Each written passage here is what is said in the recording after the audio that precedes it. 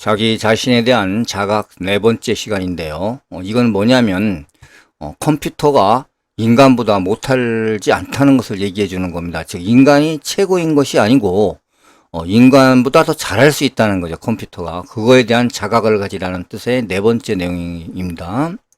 자, 컴퓨터는 긴 목의 인물을 그리는 모딜리아니아나 무수한 수직선을 그리는 비패와 같은 화가들을 특정 짓는 결점을 포함하여 이것도 역시 할 수 있다는 얘기입니다. 컴퓨터는. 게다가 컴퓨터는 이 작업을 간단히 해낼 것이다. 이와 똑같은 방법으로 컴퓨터는 바흐 스타일의 악곡을 연주할 수도 있고 모딜리아니 식으로 대상을 그릴 수도 있는 것이다.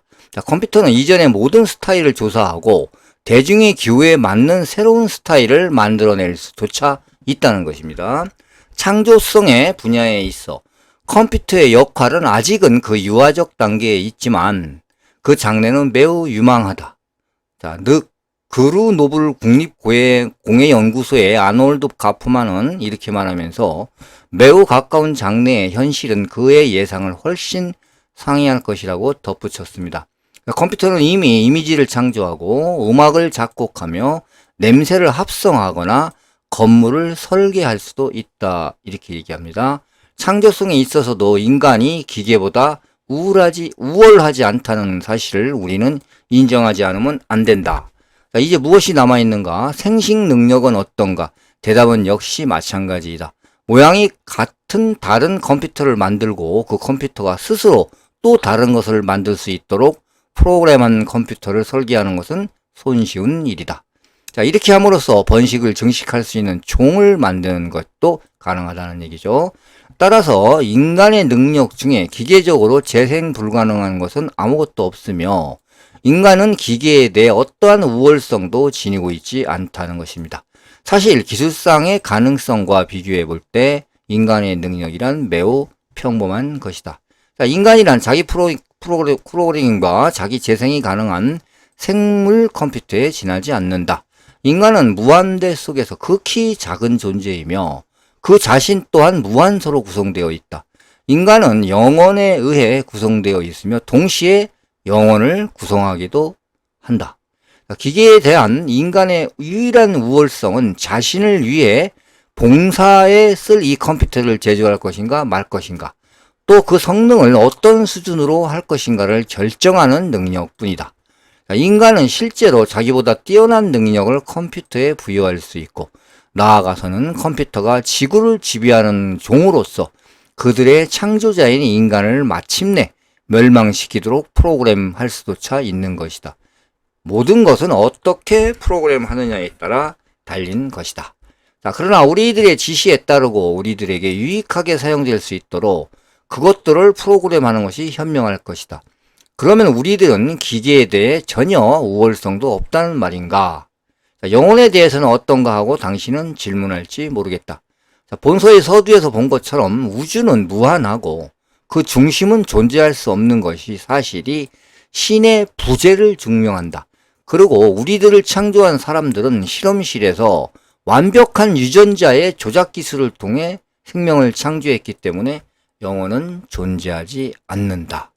머지않아 우리들의 가장 진보한 과학자들에 의해 100% 합성된 인간이 만들어지게 되면 그때 비로소 영혼이 존재하지 않는다는 사실을 결정적으로 증명할 수 있게 될 것이다. 그러나 신이 존재하지 않는다 하더라도 무한은 존재한다. 자, 무한은 우리들이 그 안에 존재하는 것과 마찬가지로 우리들 속에도 존재하며 또 영원히 존재한다. 만약 당신이 사용하는 신의 개념이 이 무한을 가리킨다면 당신의 생각이 전적으로 잘못되었다고는 할 수 없다. 그러나 기억해 두자. 무한은 당신의 행위에 대해서 전적으로 무관심하다. 당신이 이타주의자든 천명을 살해하든 무한은 상관하지 않는다. 그것은 무한이 그 자체의 의식을 갖고 있지 않으며 모든 것에 존재하는 동시에 또 어느 곳에도 존재하지 않는다는 단순한 명쾌한 이유 때문이다. 다시 영혼으로 돌아가자. 영혼이 당신에게, 인간에게 독자적인 개성 혹은 인격을 갖게 하는 것을 뜻하는 거라면 그것은 유전자 코드를 의미하는 것이 된다.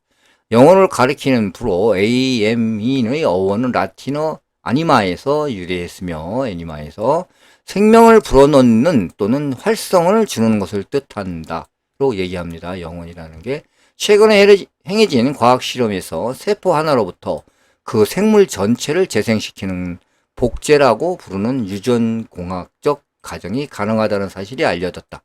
그것은 바로 우주로부터 와서 그들 자신의 모습과 닮은 우리들을 창조한 엘로힘이 말한 바와 똑같다. 그러므로 가까운 시일 내에 생전에 보존해둔 세포의 유전자 코드를 사용하여 사후에 그 사람을 재생하는 것이 가능해질 것이다. 그러나 영혼이 실제로 우리들의 인격을 형성하고 있다면 사후에 육체로부터 가볍게 날아가는 에테로와 같은 것이라고 생각한다면 당신은 그 원시적이고 사람을 미혹하는 개념을 버리지 않으면 안 될 것이다. 자, 이렇게 컴퓨터와 인간을 비교하고 자기 자신에 대한 자각을 갖게 한 네 번째 영상이었습니다. 자, 시청해 주셔서 감사합니다.